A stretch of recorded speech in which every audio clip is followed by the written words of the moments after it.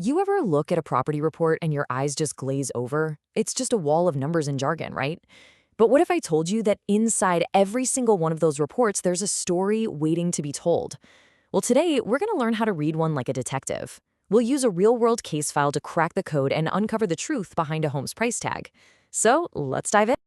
Okay, so here's the central mystery we're trying to solve. We've got a property at 5782 Kingsbury Place, and it's listed for just under $300,000. So, the big question is that a fair price? Is it too high? Maybe it's a bargain. The listing itself isn't going to tell you the whole story, but you know what will? The data. And our job is to follow those clues. All right, so where do we even begin? Well, every good investigation starts with the basics. Before we get into any opinions or what the market is doing, we have to establish the cold, hard facts about our subject property. So here's the initial profile. What are we looking at? It's a 2-bed, 3-bath townhouse. It was built back in 1990, and it's got just over 1,500 square feet of living space. At that asking price, it comes out to $197 per square foot. These right here are our foundational clues. They're the building blocks for everything else we're about to uncover. Okay, we've got the basic profile down. Now it's time to move to the next stage of our investigation. We're gonna, figuratively, open the front door and see what this place is really all about. What are the unique features that give it its character and its value? Inside, we find some pretty compelling details. A wood-burning fireplace that adds a really cozy feel. And then you have practical features like a second-floor laundry that adds a ton of convenience. The unfinished basement, well, that offers potential for more living space down the road. It's these kinds of details that start to build a more complete picture, one that goes way beyond just square footage and the number of bedrooms. And when we step outside, the evidence just keeps on mounting. We see a deck and a front porch, which is great for outdoor space. But here's the kicker: a 2-car oversized garage with an inside entrance. Now, in a city environment, dedicated parking like this is a huge deal. It's a feature that directly impacts your lifestyle, and because of that, its value. Okay, one last little piece of evidence for this section: there is a homeowners association fee. It comes out to $430 a year. That's a reoccurring cost you have to factor into the budget, and the report tells us it covers maintenance for the common grounds. It might seem like a small detail, but it's a really important part of the whole financial puzzle. And now for the main event. We've examined the property, so let's put that price tag under the microscope. We're going to compare the seller's asking price to what powerful computer models think the property is actually worth. This is where the detective work gets really interesting. And boom, here's our first major clue in the price investigation. The list price is $299,900. The automated valuation model, or AVM, comes in just a little bit below that at $293,000. I mean, they're close, right? But they're not identical. So what on earth is an AVM anyway? The easiest way to think of an AVM is like the Kelley Blue Book, but for houses. It's this powerful algorithm that just crunches massive amounts of public data. We're talking tax records, recent sales, property details, all of that to generate an estimated value. It's not a human appraiser walking through the home, but it is an incredibly useful data-driven starting point. Now, the AVM isn't just one single number. It actually provides a range. And as you can see here on the chart, the estimate goes from a low of about $249,000 to a high of nearly $337,000. Now look where our list price of $299,900 falls, comfortably inside that range.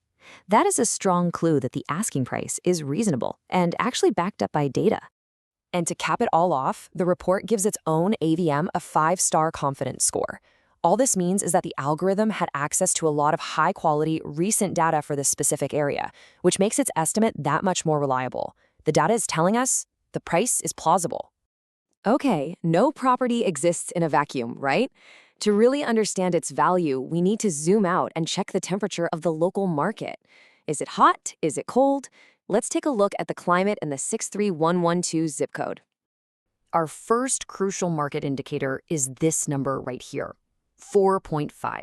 This represents the months of inventory. Now, it might sound like some weird real estate jargon, but trust me, it's one of the most telling clues in our entire investigation, and we'll break it down in just a minute. Our next clue is the sold-to-list price ratio, 97.9%. This is a really powerful number. It tells us that, on average, homes in this area sell for almost exactly what they're listed for. For a buyer, this means there's very little wiggle room for negotiation.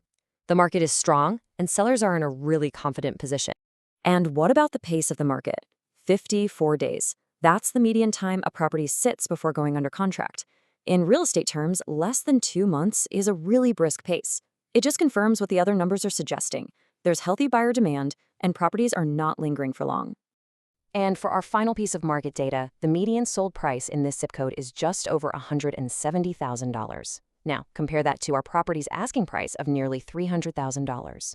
This is a key piece of context. It tells us our townhouse isn't an average property for the area. It's positioned in the upper tier of the market, which totally aligns with its features, like that oversized garage and its modern build.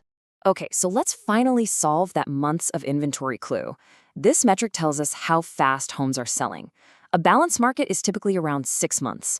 Our market has 4.5 months of inventory. That means demand is outpacing supply. So, the crucial point is, it's a seller's market, and that context helps justify a confident asking price. For our final layer of investigation, we need to understand the community itself. Who lives here? What's the character of the neighborhood? This adds that human element to our data-driven story and really helps complete the picture. This table gives us a fantastic snapshot of the local flavor. The housing stock is old, a median age of 97 years, which is pretty typical for St. Louis. But the key insight here is the own versus rent percentage. This zip code has a much higher concentration of renters, 65%, than the city as a whole.